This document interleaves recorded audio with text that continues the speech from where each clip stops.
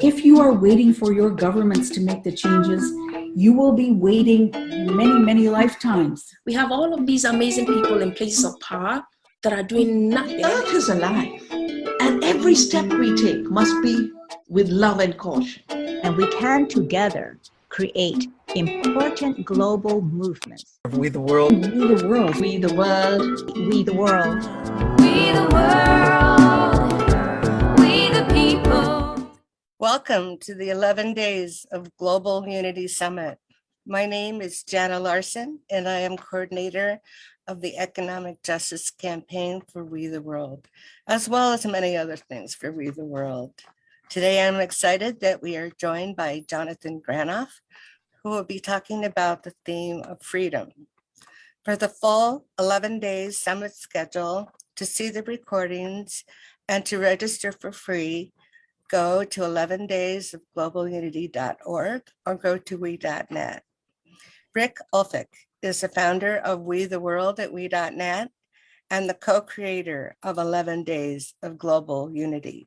Rick can't be here today for health reasons. However, he sends his love and best wishes. 11 Days of Global Unity goes from the anniversary of the tragedy of September 11th to September 21st, the celebration of the International Day of Peace, commemorating our collective journey from fear to hope. To take action with the 11 campaigns for change and Trends Magazine with editor Robert Levine, and all the work of We the World, go to we.net. Now it is my pleasure to introduce Jonathon Granoff. Jonathon Granoff is president of the Global Security Institute and representative to the United Nations of the Permanent Secretariat of the World Summit of Nobel Peace Laureates. He chairs the task force on nuclear non-proliferation of the International Law section of the American Bar Association, and he is a fellow of the World Academy of Arts and Science. He has testified as an expert before the US Congress, United Nations, Canadian Parliament, and the UK Parliament, and he was nominated for the Nobel Peace Prize in 2014. As an author of Too Many Dimension publications and as a speaker of Too Many Dimension conferences, he continues to be in the forefront of the eternal quest to reduce threat to the world's population for the real and perceived sense of personal and global security and freedom. Welcome, Jonathon. Thank you. You got tired of me talking about you? Yeah, absolutely. Well, I shortened it up quite a bit. It's fine. It's fine. It's fine. So we're talking about freedom today. What are your thoughts? Is it possible? Is it possible for us to find freedom? Well, there's no absolute freedom in the created realm. No. Because everything that has a beginning has an end. And the part of us that forever remains luminous and independent of the vicissitudes of form, the soul and the light of eternity that lives in all living things, that doesn't have a beginning or end. So let's first talk about freedom in the world, relative freedom, and why it's really important. And then maybe let's talk about the absolute freedom, which is the treasure to be discovered in the temporal freedom, the relative freedom that we have. Because the secret of the hereafter, the secret of the journey of life is to find that eternal treasure in the temporal, to find the infinite within the finite. The great mystery of how does it make sense to say that the human is made in the image of God, and God is infinite and God has no image. God has no name.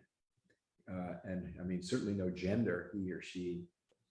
And as that aspect of the human being is described by sages such as Muhammad describes it as compassion, Jesus describes it as love, Socrates describes it as the wisdom that's realized within virtue. In any case, it's ineffable. But let's talk about relative freedom and the bondages that prevent people from having freedom. I think that's real important. That let's presume that freedom is part of the pure natural state of being fully human. Would that be a good sort of agenda? Let's go with it. Yes, Okay. I agree. I concur. Okay.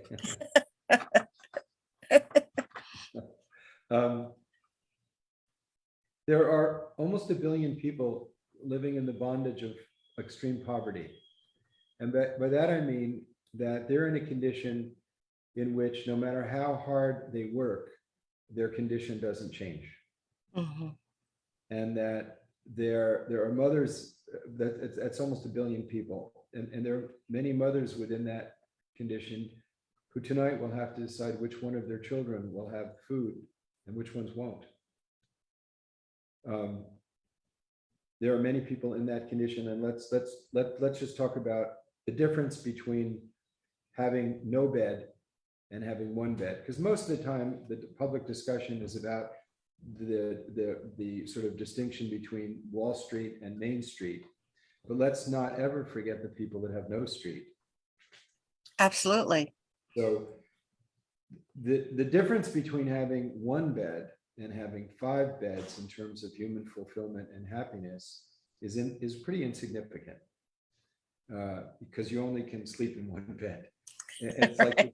like the difference between having enough food to be healthy and having more food than you really should have, and then you have health issues. And then, of course, the people that don't have enough food, that's a huge leap. And the people who don't have any bed, no bed to one bed is a huge leap. Even in this country. Yes, yeah. And 1 bed to 5 beds is relatively insignificant. Having not enough food, having enough food is significant. Having enough food and having lots of food is not that significant as it relates to the freedom to become fully human.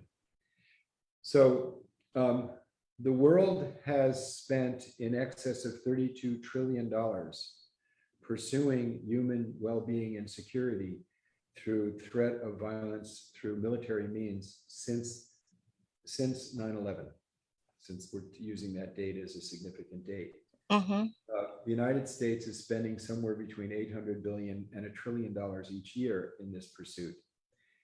Now, we've reached a paradox, which is the weapons that we're spending all this money to give us security and protect our freedom have now turned on us such that the more we perfect the weapon, the less security we obtain.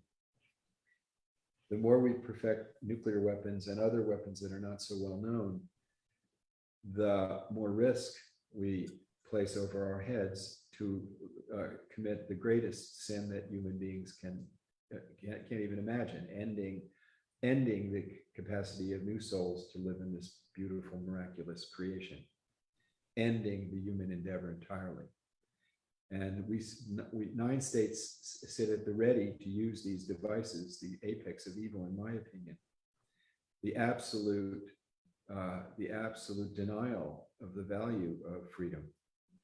But more than that, these weapons, institutionalize adversity, and they prevent us from addressing collectively the elimination of poverty, which I think is a moral imperative. I mean, if you read the Bible, it's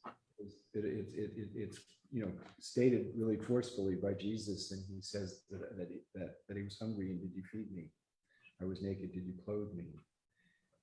Gandhi said, if you want to evaluate a policy, see whether it's good or not good, imagine the most disenfranchised person and think to yourself, will this be a benefit or burden to that person?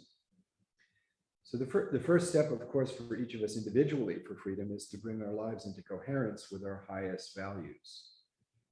Because if you're in discord within yourself, you'll never have freedom. You'll just always be tied in knots. So the theft from this huge number of people on the planet of their basic freedom to simply live as human beings. To me, the failure to address that is a bondage of denial, a bondage of denying reality, a bondage of forgetfulness, a bondage of cutting off our heart from the human family.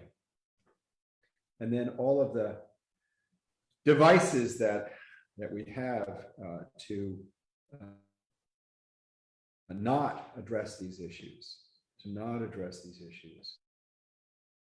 are exactly the same device that we have that are preventing us from addressing the issues of protecting the climate, protecting our ability to breathe. 50 to 70% of our oxygen comes from phytoplankton, and phytoplankton is a single cell organism in the oceans that depends on the health and the pH and alkaline balance of the oceans. And as we're impacting the climate, we're impacting that. We don't, you can have plan A and plan B, but you can't have planet B. So we don't know where the tipping point is. And there's a whole set It's all related. There's a whole set of existential threats that require cooperation to address. Failing to address these cuts off the very basic freedom to live in dignity and human security. And so the discussion of freedom in terms of freedom of speech, freedom of movement, freedom of conscience, freedom of religion, freedom to develop your own economic independence, protection of property, the institutions of the rule of law that protect us from being murdered or having things stolen, or having the state. The rule of law means that the state is also subject to the law, having the state not summarily take away your property or your liberties. All of these fundamental freedoms are now tremendously at risk because of our failure to get beyond the definition of freedom of militarism and nationalism. And then today, I'm sorry, didn't mean to interrupt. No, I don't want to be mansplaining. Go ahead. Well, then today there's the freedom of reproductive rights for women being taken away. And I guess growing up as I have in a child of the 50s, 60s, and 70s, when there was so much work done to help women and to protect their bodily autonomy, and now that is being taken away. And I am not an expert on the Constitution, but it never occurred to me to think that that could be taken away. Fortunately, I'm past that time of my life when I have to worry about it, but it is, to me, it is inconceivable that we would even be having this conversation today in this time when our democracy is being threatened. Another thing I never thought I would have to worry about or think about. And it's just something that is difficult for me to comprehend how we can even be here. Be in the political circumstance that we're in, you mean? Sure, the time of alternative facts and disinformation and this growing sense of there's a ideology that this is okay, that we can even be considering not a peaceful transfer of power, that somebody can say, oh no, I won the election, and we can be in this sense where all of this judicial stuff is going on, all this investigation is going on, and yet a team of lawyers are able to make it seem like there's any standing for it to even be considered that, oh, well, maybe maybe an ex-president does have the right to have, to make the decisions that he's making and to engage people in this sense of he's right and they're all wrong, and just the upheaval of policies that we think that are there to protect us and to preserve our freedom and our sense of security and our democracy are not seeming to be there. Again, I'm not a lawyer. I don't know a whole lot about the legal intricacies of whatever this group of people are considering, but on top of just all the just general already mess that there is worldwide, and then there's this, it's hard to understand. And I think I'm more informed than the average person, but maybe I'm not. And so I think it's important to talk about what freedom is and what it maybe isn't.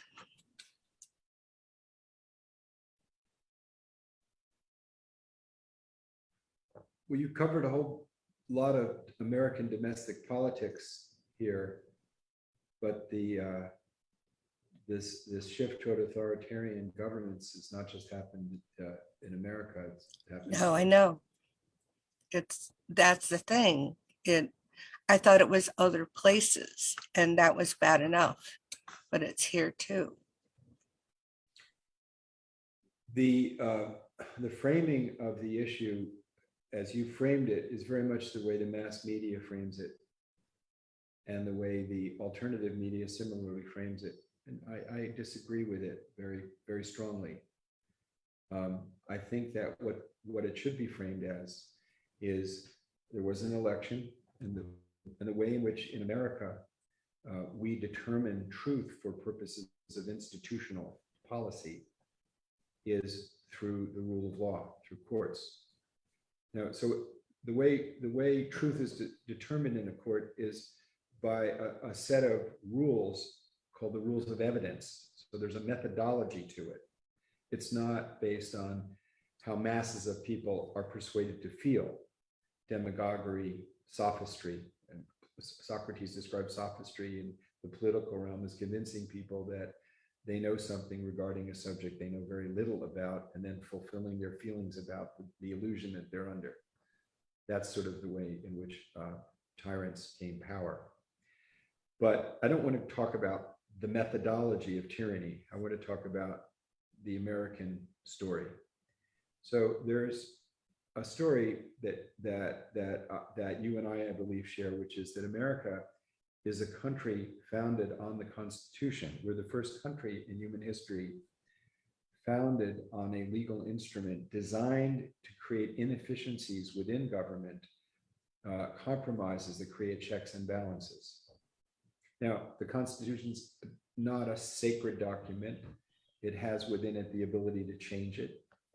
But more importantly, it was a set of compromises. One of the compromises was a cancerous compromise of not giving full liberty and rights to people of color, or protecting the people who were in this continent before the Europeans came, the indigenous people.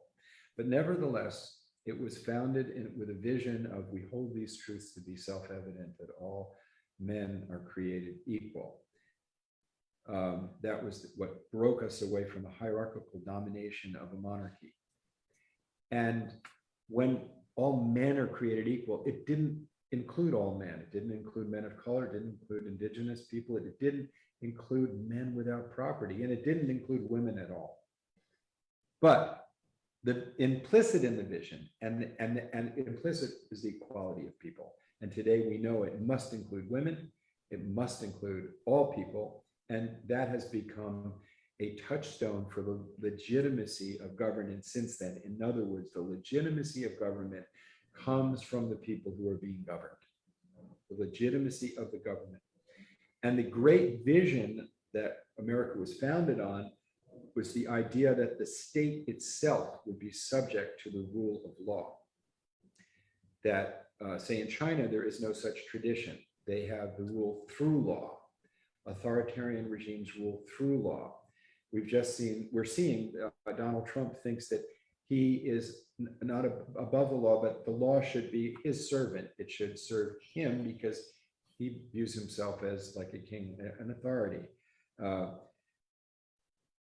I think that the way we should be looking at the last election, the election of Joe Biden in the United States, is that 60 court cases decided unanimously that the election was legitimate. The rejection of those decisions, many of which were by right-wing Republican Trump-appointed judges, in which they said there's no evidence of a fraud, and we determined that the election was legitimate. The rejection of those 60 court cases is a rejection of the rule of law. The rejection of the rule of law is a fundamental rejection of the United States of America. And trying to overturn that through violence, in my opinion, is treasonous, because it's attacking the fundamental uniqueness of what the American Revolution was about and what the American vision is. Now, there's, of course, a problem in American history of the battle between fundamental human rights and property rights. We had a civil war over this issue, in which the assertion of maximum property rights, the right to own human beings, was asserted by a number of states, and we held the United States together, rejecting that assertion of property rights. But in law, the protection of civil rights of people of color doesn't really take place in law until the 1960s. So it's very recent that America has even come close to starting to, fulfill that vision of, this is not freedom we're talking about. This is just fundamental citizenship. This is just the basics. And now we have a assault on that pillar, on the rule of law. It's garbed in social media language. It's garbed in, do you believe Donald Trump or do you believe Joe Biden? Do you believe this one? Do you believe that one? That's just really not relevant in terms of governance. What's relevant is, do we accept that the rule of law will govern our institutions, and that the way in which we determine our institutions is through the legal proceedings? Or do we throw out legal proceedings and have a popularity contest or a power contest? So that, to me, is what's at issue here, is the rule of law. So why is it even a question? Is it that people are so just blind followers, or they're uneducated, or they go where the masses go, or what? I can't understand. I'm not quite sure, Jenna, what you're asking. Why are there so many that don't see that it's a matter of? Well, because they're given a lot of information. There's an intentional interjection of exacerbating intent by nations that are hostile to the United States. And then there are people who don't believe in democracy, who don't believe in the checks and balances of the United States system. Why? Some people believe that the fundamental vision of the United States is the shining nation on the hill, that it's not the Constitution, it's the Christian Puritans who came to the United States and who formed a nation based on their definition of religion, that not say, for example, the Quaker Foundation of Philadelphia, in which it was a great experiment in religious tolerance. That's a different narrative, but the strongest narrative is the absolute right of property, in which they assert that, and those who are behind these movements assert that property rights and their privileges come from God, and that fundamental human rights are part of the Enlightenment, part of something that you and I have created, I think that we would agree that the right of freedom of conscience, the right of freedom, the right to live with the protections of law, that in which everyone is equal under the law, that these protections and these rights come from God. That human rights come from God, and property rights are something that we create. And their worldview is that their property rights are divine rights. So when people like you and I say we have to protect the global climate, we need to have governing institutions to protect the oceans, they say, oh, no, we need freedom. Our freedom is our freedom to develop wealth by exploiting these resources. Our freedom is our freedom to develop property. All of creation comes from God, and God is infinite in there's definitely, they'll be saying in his mercy and generosity. Not her. We can't, but there will be hers. Janet, trust me, there will be right-wing fascist hers very soon. You'll be hearing their voices. Oh, So, but what they'll be saying is, you are faithless because you think that God's generosity is not boundless, and therefore you want to have legal constraints on our ability to develop wealth and use the benefits of science for ourselves. That's their worldview. But the core issue for freedom, the freedom of the individual, is that we have to have, for governance, is the idea of moral agency, that the legitimacy of the state comes from the moral agency, the freedom of individuals. And their model is that the legitimacy of the state comes from an elite that has greater power and greater rights. They don't think that everyone is really equal to them. And I think you would start with the premise that everyone's equal. Everybody has rights. Everybody has a right to freedom. Everybody has a right to life. totally. I totally think that. And animals and plants. Here's something I want to interject here. I did a lot of research before a meeting today because I wanted to sound like I had some sense of something. And I found an article that you wrote. Well, it's actually from an address, and it's called Freedom from the Scourge of War. And you made this as a representative of the International Peace Bureau in December 14th, 2007 in Rome. And let me read this. Our personal goal in life can be to make our own lives sanctuaries of peace. For peace is not just the goal, but also the way. War is a consequence of forgetting this human purpose, to be at peace and thus to learn and to love. The hatred engendered by war is the ultimate distortion of balance. And I'm just going to add, it kind of goes along with what you were just saying here. Balance is achieved best when we move from love of self to selfless love.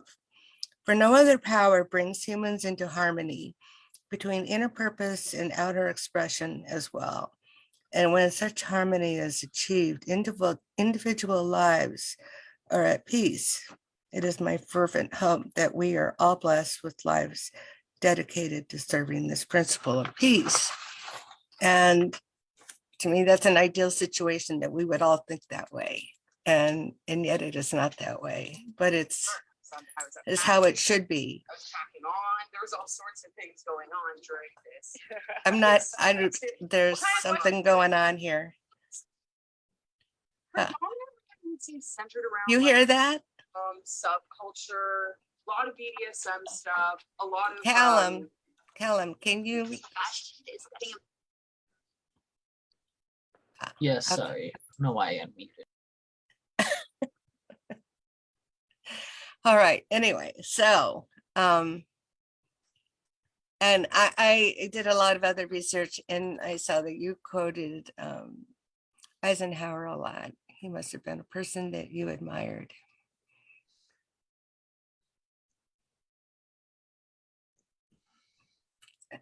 Yeah, the pursuit of the pursuit of peace is the consequence of a heart that has compassion.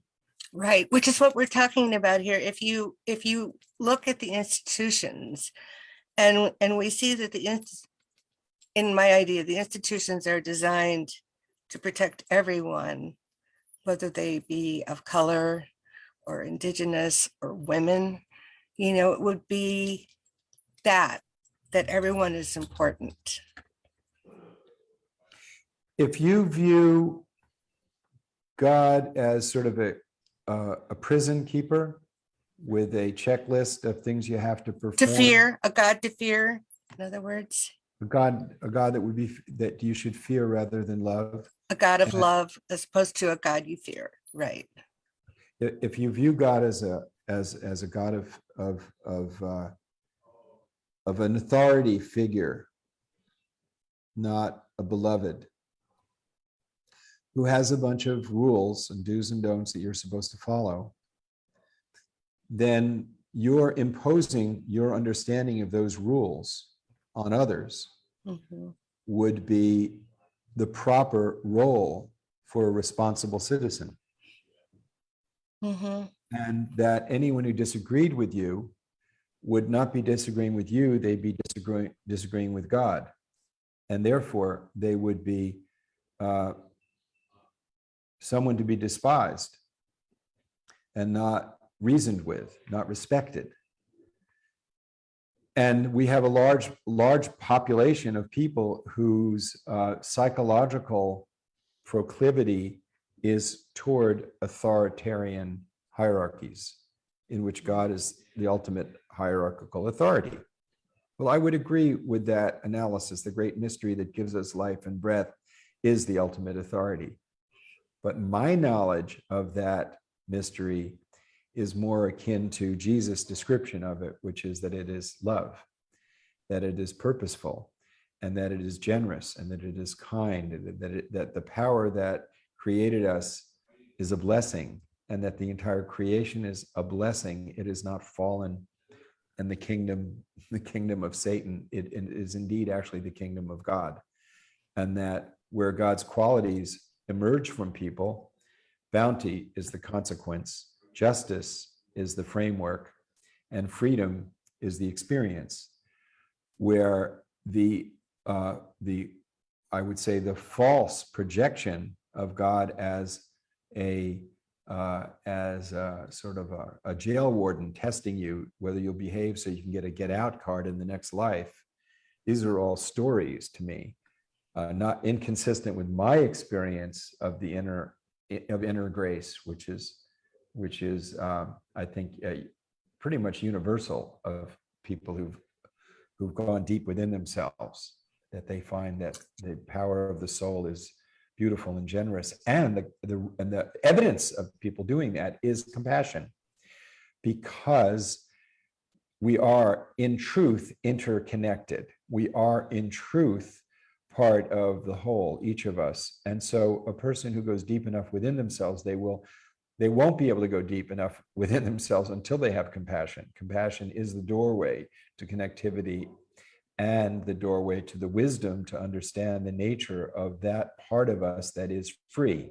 The mind is never free. The mind is a vehicle to be controlled by wisdom. Wisdom is free.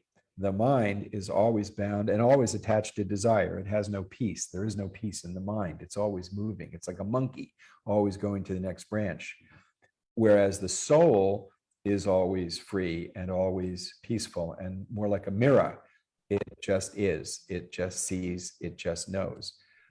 And within it is the experience of unity. And within the experience of unity is feeling the suffering of others. And then the actions that come from that are the actions of justice. And the actions of justice can be embodied in institutions, and institutions that are embodied in an authoritarian model will suppress freedom because they don't believe that all lives are interconnected and valuable. They believe that there's a hierarchy, and ultimately you need to find a rule book, whether it's the Bible or the Quran or the Bhagavad Gita, whatever, or Confucius Analytics, whatever it is, it's some external rule book that can interpret as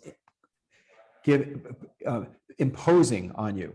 And every religion seems to be able to do this. When did you One learn this? is boggled by the ability of the governments of Myanmar and Sri Lanka and Thailand to interpret Buddhism as a fascist ideology. It boggles the imagination. It boggles the imagination that one could take the doctrine of Jesus and turn it into nationalism or turn it into the Inquisition. It boggles the imagination that one could take a book that begins with God in the name of mercy and compassion and turn that into a fascist ideology. And yet the mind can always do this. But Find a all of way. these scriptures, Yeah.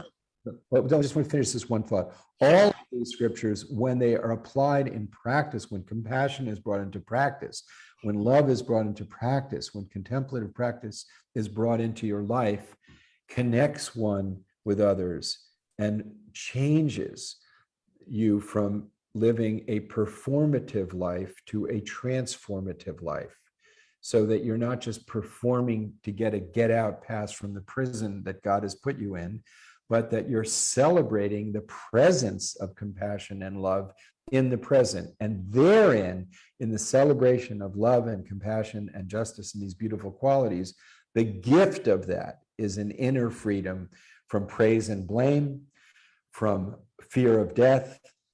Within that is, as Jesus described it, is a peace that surpasseth understanding. It is a miraculous experience of the presence of grace, which you cannot experience without a melted open heart. Therein is freedom to love, because you no longer have fear, freedom to give, and you're not looking for something in return. You're not involved in transactions. You're part of the flow of the divine. And political institutions that suppress that human expression of the freedom of the soul are dangerous. And that's why I come back to the importance of the rule of law, and why I come back to the importance of human security as a global approach to the unity of the planet and the human family. I'm sorry, these are things I really wanted to share, and I interrupted you, and I really... No. That's great. I was just asking, see, to me, I know this. I have felt this way since I was a very young girl. I didn't need to study other belief systems, although of course I have. But for me, I knew it. I knew that it has to be from within feeling. Of course, I was nurtured that way too. But how did you come? Did you just know it too? And then you're able to find everything to support your viewpoint much better than I can. Well, I'm still learning. I'm still learning. So thank you for saying that everything I said was something that you intuitively know and agree with. And I would say that in the way that Socrates described the pursuit of truth is more along the lines of remembering that the condition of the soul Yes, is I get that. is unchanging, is infinite, and is the light behind the veil of the changing manifestations of creation and destruction in which we live, the relative world. The practice of remembrance is the deepest practice we can have, but it's not like remembering events in which you were the No, it's remembering the feeling that it's there. It's deeper than the feeling. It's the... No, I know. I can't find the words like you can, but it's there. Well, feelings are often related to the physical body and the emotional self.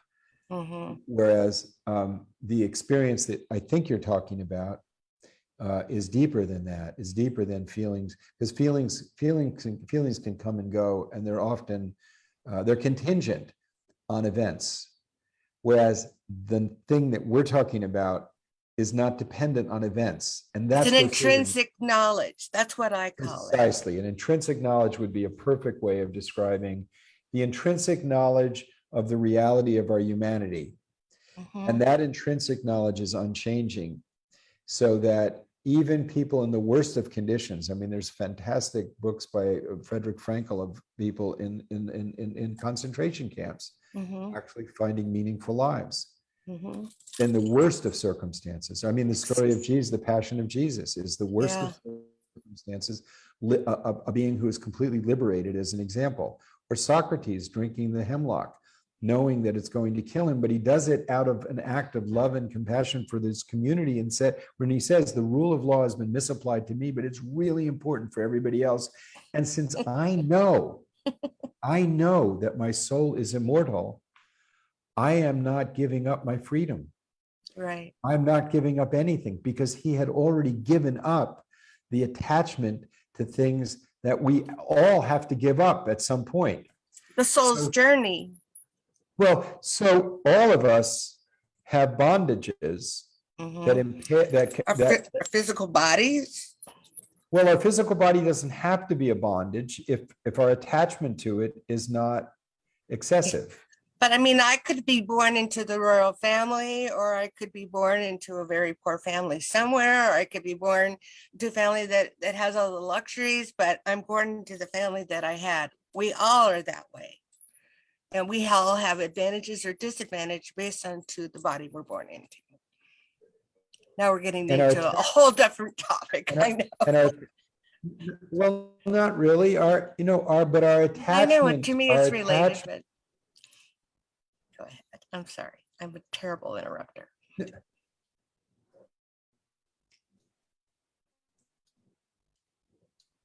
Our attachment to that condition, and our identification with that condition determines our freedom. And if we are attached to the specific condition as a way of separating ourselves from others, that condition will need to be protected, reinforced, and experience. On the other hand, the condition that we're born into, the opportunities that we have, are opportunities to express the beauty of our soul. If we see it in that way, then it is not going to be a burden to us. It's not going to be a prison. It's going to be part of our freedom. I just got to know here that my internet connection was unstable. It's only about 10 seconds to do this.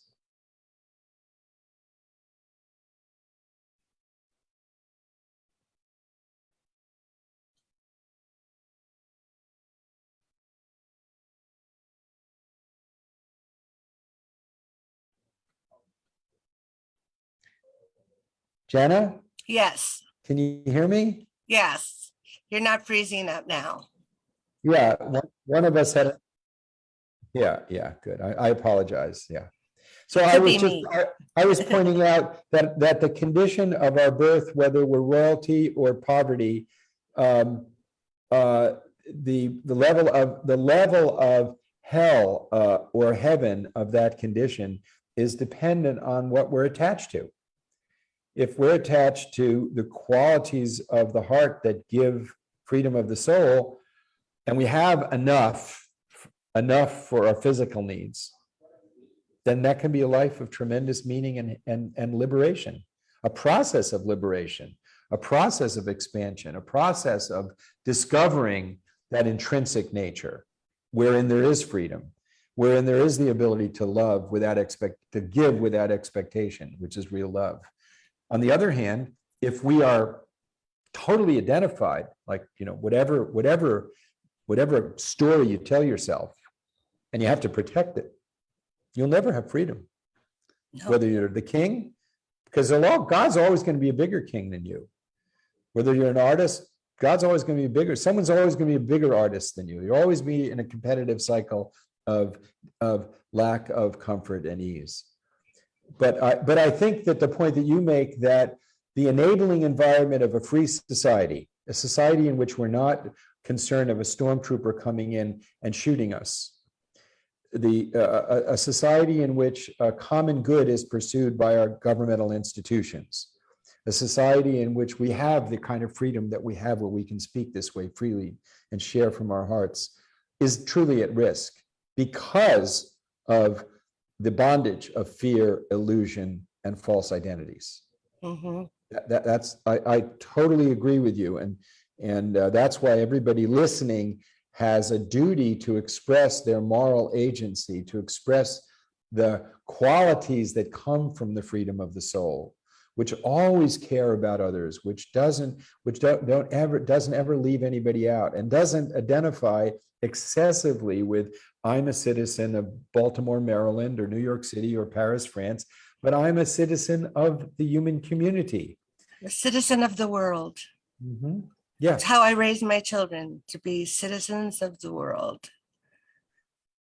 Yeah. So you were talking about the Supreme Court decision that overturned Roe v. Wade. Mhm. The biggest problem that I have with that decision is it implicitly denied the right of privacy, Mhm. which goes even further than the abortion issue, Mhm. that it lays the groundwork for a surveillance state if you do away with the right of privacy. The right of privacy wasn't articulated in the Constitution. We just take it as fundamental, as part of our personhood, but it's Right. not articulated in the Constitution. And the methodology that the court used, to me, as a legal scholar, is very dangerous. And the challenge to our freedom by the Federalist Society, that's run by people who are passionate about Opus Dei, which is a very narrow and particular interpretation of the Catholic faith, is very dangerous. And they just got $1.5 billion gift to distort the political freedoms that we take for granted. We can't take them for granted. So we've been talking about freedom of the soul, but let's talk about social freedoms in a political sense. Mhm. Those depend on the rule of law, because I'll give you an example so that you'll get it. During the height of the Cold War, I was very involved in bringing lawyers from the then Soviet Union to the United States and vice versa. And we took those lawyers to see jury trials, which really surprised them that citizens were engaged in the dispensation of justice. They had nothing like that in the Soviet Union. They took them to bankruptcy court, where they couldn't believe that a debtor could get free of his debts by the intervention of the state, because they just saw capitalism as just utterly rapacious without limitations. But what really turned their heads around was meeting with a federal district court judge who was holding the city of Philadelphia in contempt of court. In other words, this one judge, Judge Norma Shapiro, was holding the state, was punishing the state, and punishing the state at the rate of $1 million a day for overcrowding in prisons.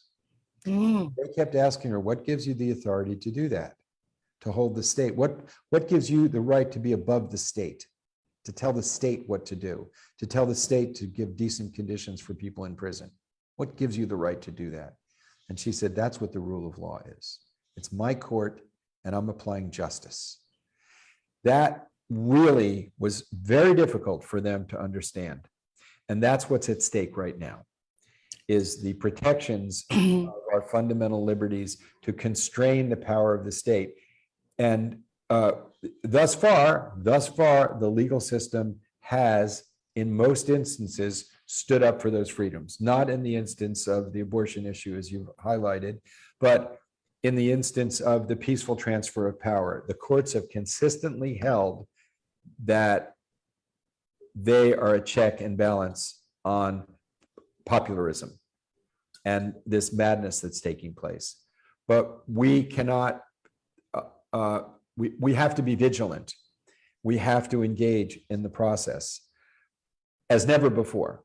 as never before, because there are people who want to take away these fundamental freedoms, who want to have a constitutional convention and strip our Constitution of those checks and balances. To some extent, there are people like Donald Trump would say, well, it's really inefficient to have all of this debate and all of this discussion. And it's ironic because conservative principles are to have limited government. Yeah, I Right? know. That's what doesn't make sense. They're not conservative. They're lying. Yes. They're not conservatives. Their understanding of the American value system is not the same as what you presume. And their desire for what they consider a just and proper society is not one in which freedom is a high value. Obedience to authority is a value that they hold higher than freedom. And it is not the obedience of the rule of law. That's obvious by the January 6th insurrection. It's obedience to their story as they understand it of the authority that comes from either the authority figure or their understanding of God. And for now, Trump is their elected. Well, Trump wasn't leader. elected. Trump was not. No, elected. but he's the leader of these people, or he's just a ceremonial, he's just a convenient person to be the leader of their thought process. Trump is the American version, is the figurehead in America today.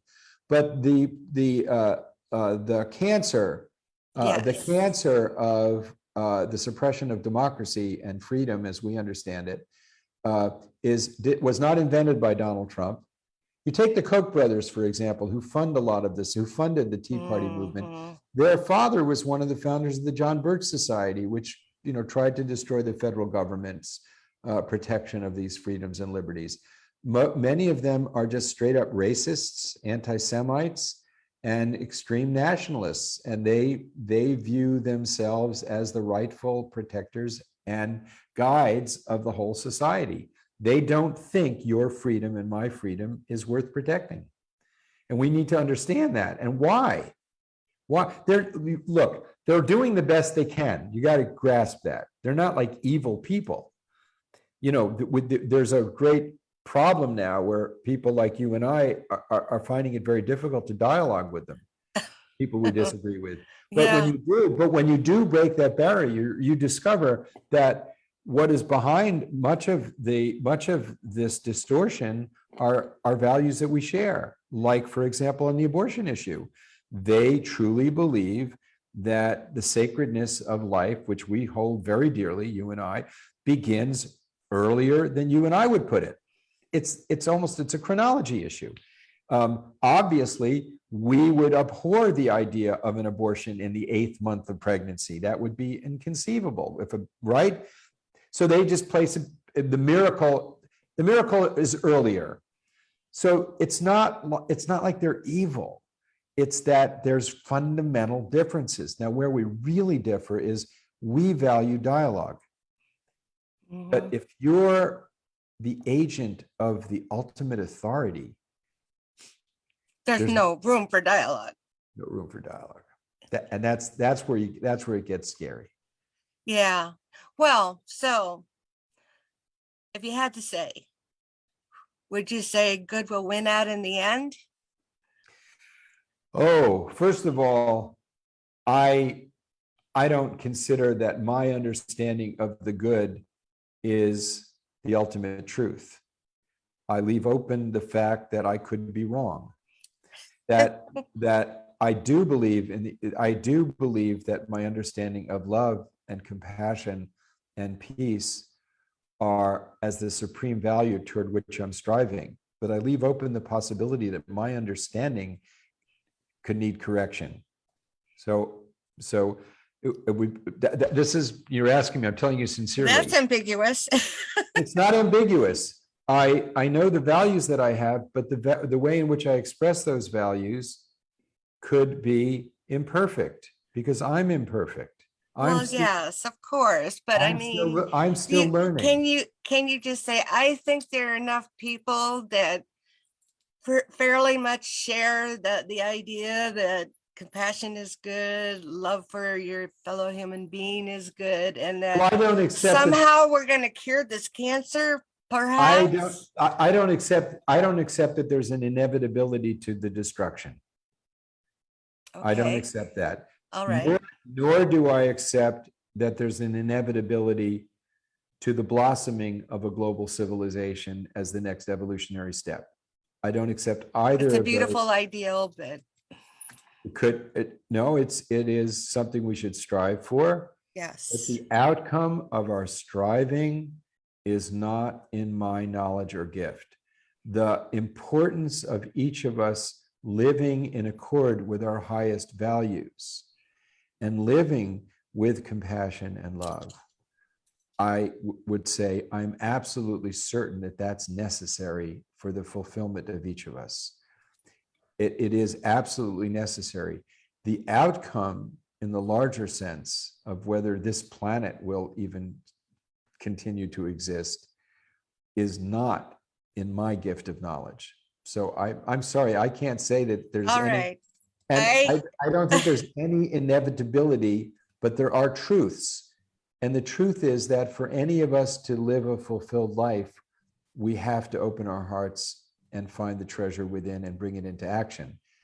The consequences of that is not in our knowledge, not in my knowledge anyway. And I don't. So the destination is, utopia, and we're gonna, on our journey, we're gonna love our fellow human being and could be compassionate and find room for dialogue and hope for the best. Could I give you a short story? Yes. Parable to the. Yeah. Well, so there was a wise man in a town, and there were some young teenagers who wanted to show their disrespect him. So they gathered together, and they came with, and their spokesperson, the most wise guy of them, came with a bird behind his back and said to the wise man, "Is the bird dead or alive?"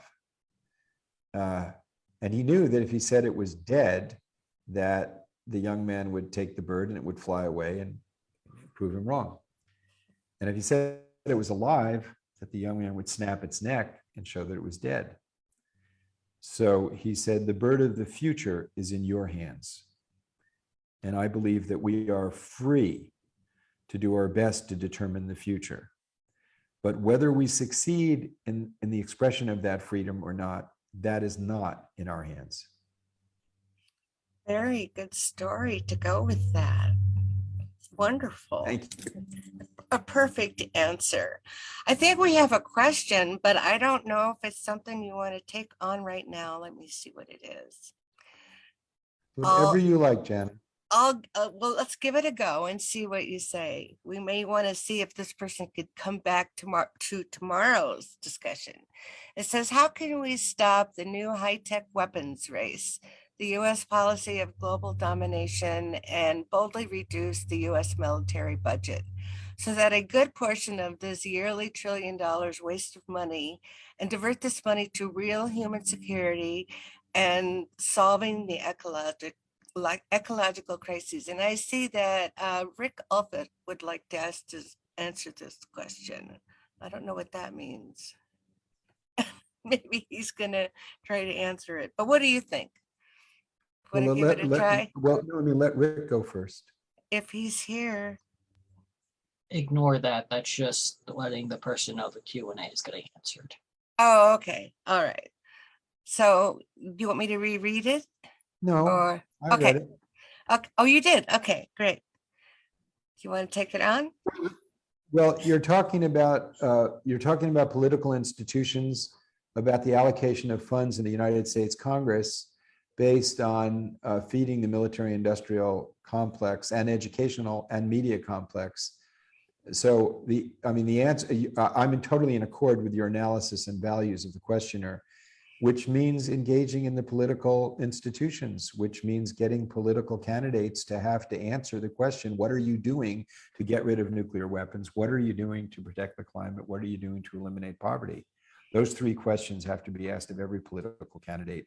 And insofar as what can you and I do, that depends on the level of engagement that you're capable of, being engaged.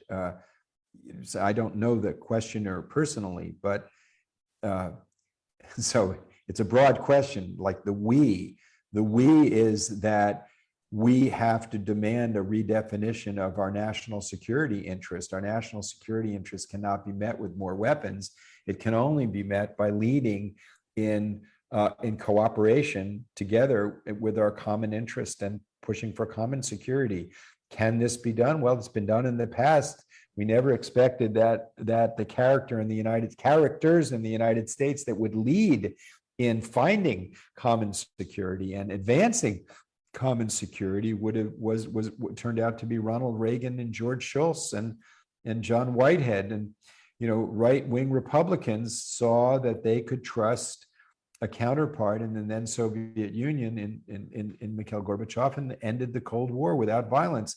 You never know where the crack is going to come and where the light will shine in, but that's not in our gift. What is in our gift is to work diligently to make that change. And I think that in order to make that change, you have to be connected to that part of yourself that's truly freedom that's not attached to the outcome, not attached to circumstance, that is the boundless energy of the spirit. And that means that if you want to be an effective advocate for peace, you have to be coming from the place of peace within yourself, where really security comes from. But engagement is real important now, but engagement in two dimensions. One, the inner dimension of finding that place of peace in which you truly don't have any enemies, in which you truly have compassion for people that disagree with you, and you understand the conditions that brought them to those positions, and that you don't discount them. And the second is that if you only have the sentiment of peace and don't bring it into action, it will wither. But there's miraculous transformation when you bring compassion and peace into action. There's a transformative event that takes place within you that energizes the person. And that if you're doing it truly as an act of spiritual integration, then the outcome is not, you don't do it for the outcome, you do it for the integrity of your spirit. And you do it non-violently, because if you do it with violence, you're going to impair the integrity of your spirit. So there's a personal transformative aspect to putting the answer into practice. I'm now intuiting the person who asked the question. Understand this. There's a personal aspect, and then of course there's the social aspect in which we're woven together with others, in which we need to have those agents of our political expression in accord with this, which means demanding that they answer these questions with policies. We don't have to tell them the policies. There's plenty of experts. I mean, like, I'm an expert in treaties and things like that. And there's scientists who are experts in topsoil protection, water table protection, protecting the rainforest, protecting the climate. But we need political actors who govern our institutions to be accountable to these values. Well said. And I think everybody should listen to you.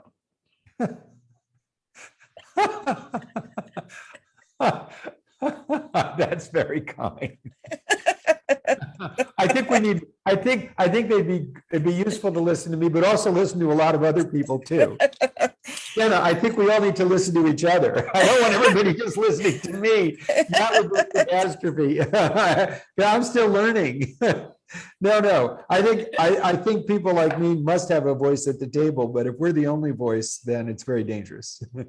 Wow, it'll be interesting to see you at a table with some of these people that I'm thinking of, and see what happens. That would be something right in itself. Well, do you have any parting words of wisdom beyond all the words of wisdom that you've given? a recipe for the future, You besides what you said. you keep asking such big questions, and I know, I'm just a No, big the question thing kind of is, gal. you're asking big questions, but you want simple answers. Well, no. Yeah, that's true, Jenna. All right, I want a simple answer. That's Okay, I true. admit it. That's true. That's true. You're asking big questions. You're wanting simple answers. Um, so I don't think that it's worthy of the seriousness of the issues that we're talking about to reduce. Like if you went to a doctor to have brain surgery and he said, well, I'll tell you, Jenna, what I'm going to do is I'm just going to take a knife, cut open your skull, pull the crap out, and then sew it back together again. I think you would say, I'm thinking to get a second I was hoping opinion. for more details. I might go to get another doctor who knows a little bit more about the nuances of brain surgery. Don't think that geopolitics is any less complicated. I know. But yes, there are principles, and there are principles which is that don't take freedom for granted. Don't think that people who disagree with you are evil. Right. Bring infinite patience to the table and infinite love that comes from the inner spirit. And compassion. Be the change that you want to see. Exactly. That's that. And then one last thing you want the simple. Here's the simple. Yeah. Here's Give the me simple. Here's the simple. Love people, use things. Never use people. Never use people. Yes. And love things. Now, see, that's perfect. That could go on a mug, that could go on all kinds of things. And then we would remind people of that. I mean, that's perfect. And wash your hands before dinner. And floss afterwards. But in a sense, it is valuable to reiterate these principles that help as guideposts in our daily lives. So never use people and love things, love people and use things. Ideas are things, ideology are things, religions are things, nations are things. They're constructs, yeah. Nations are things, but the humanity that is precious to us is not a thing. We're made in the image of God, and God has no image. So what makes us precious as humans is a mystery. The life within us is truly wondrous beyond any comprehension of the mind. It is a mystery of sacred value. That's why we have to love people. And if we love people and want people to survive, we are but one thread in a web of life. So if you love people, you have to love the whole fabric that supports our human endeavor. So to love people means loving the web of life as well. So I think that would be what I'd reduce it to. Was that okay? That was wonderful. See, I challenged you and you rose to the occasion and you did it. And it can fit on a mug. So that's just perfect. Thank you, Jenna. Thank you very much. And I thank Rick, and I pray for his restoration of his health and fullness. He does so much for the world. He has music in him and the most beautiful music that he has is bringing the notes of all of his friends together for a symphony that is not heard with the ears, but heard with the heart. Thank you for that symphony, Rick. Thank you. And I have one little thing I have to read from him still. It's all about we. Let's turn a me society into a we society so that together we can create a world that works for all. Jonathan, thank you. Thank you, Jenna. It's been challenging, but it's been fun, right? If it's not challenging, it's not worth our effort. Yeah, there you go. No, absolutely. No, I mean, absolutely challenging is the way you get better. Otherwise, we're just, sort of drifting. So thank you. Thank you for asking me challenging questions and challenging me to come back to, to the simplest parts of the matter. The simplest parts are love people, use things. Don't love things and use people. That's perfect. Thank you for being so patient with me. Janet, there's no effort in that. You're a beautiful, beautiful sister, and you've got a beautiful, wonderful attitude. So I didn't have to exercise patience. I have love. I have love here. Thank you. I have love for you too. And this has Thank you, been Jen. great. Thank Thank you. Go in peace. Bye. We the world.